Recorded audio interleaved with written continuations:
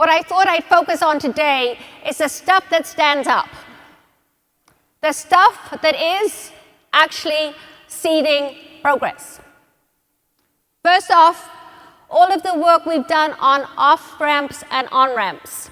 And we've now done it in 5 regions: the US, Germany, Japan, India, UK. So what have we learned from this work? Well, right across culture, about a third of women will take this voluntary break from employment, and it's a killer in all contexts. You either lose 18% of your earning power permanently, which is the US figure, or go to Germany, it gets up to about 30%. The punishment does not fit the crime. Women are only out 3 years these days, and that figure's going down.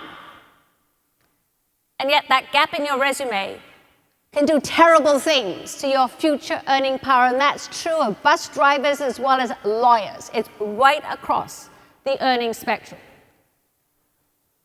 The good news is there are 60 private sector players that are now involved in making it a little less penalty-ridden, this on-ramping process.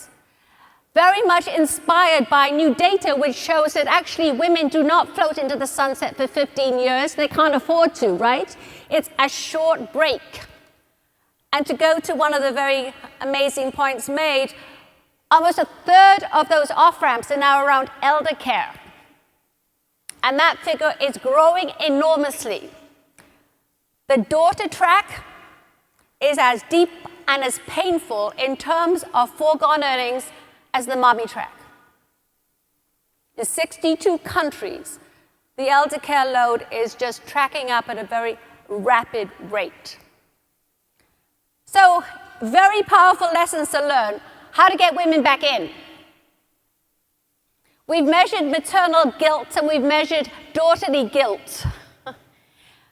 In ethnic minorities in the US, daughterly guilt outweighs maternal guilt, as it does in India.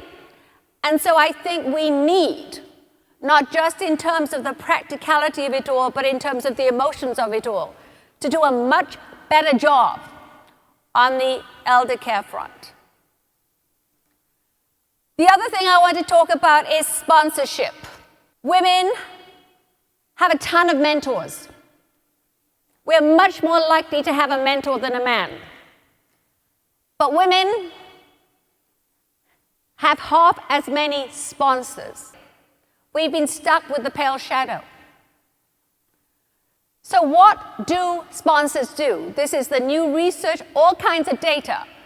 A sponsor is someone who believes in your value, is willing to reach out and advocate for that next sexy project that allows you to shine.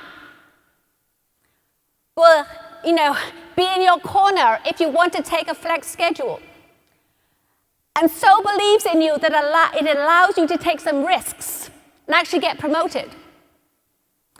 So in the data we find, there is no measurable difference whether you have a mentor or not. But men and women who have sponsors are 20% more likely to get a pay raise, for instance, than those without. So I think we are learning what the levers to better earnings, the levers to progression are. And it's no longer about credentials or just sheer hard slog. Men and women are pretty equal on that front. What we need to figure out is the relationships of power. One of the most interesting results of our work on sponsorship is that a working mother is 38% more likely to stick around than someone who is not in a position of having a senior person in their corner.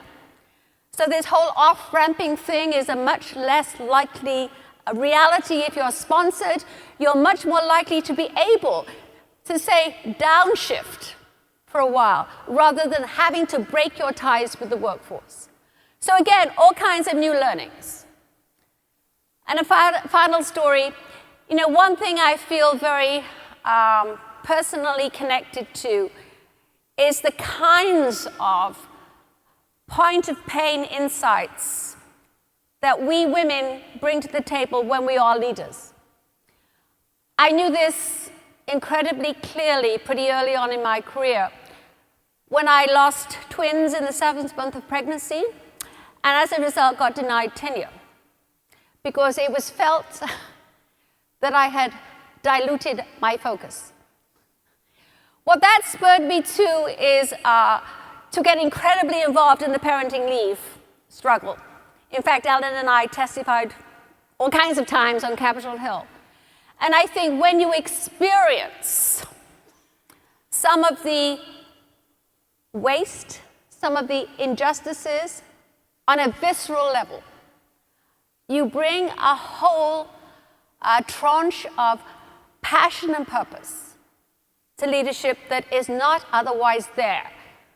Think of Senator Gillibrand trying so courageously to take cases of sexual harassment out of the military hierarchy because she knows that justice can only be done when it is arm's length and impartial.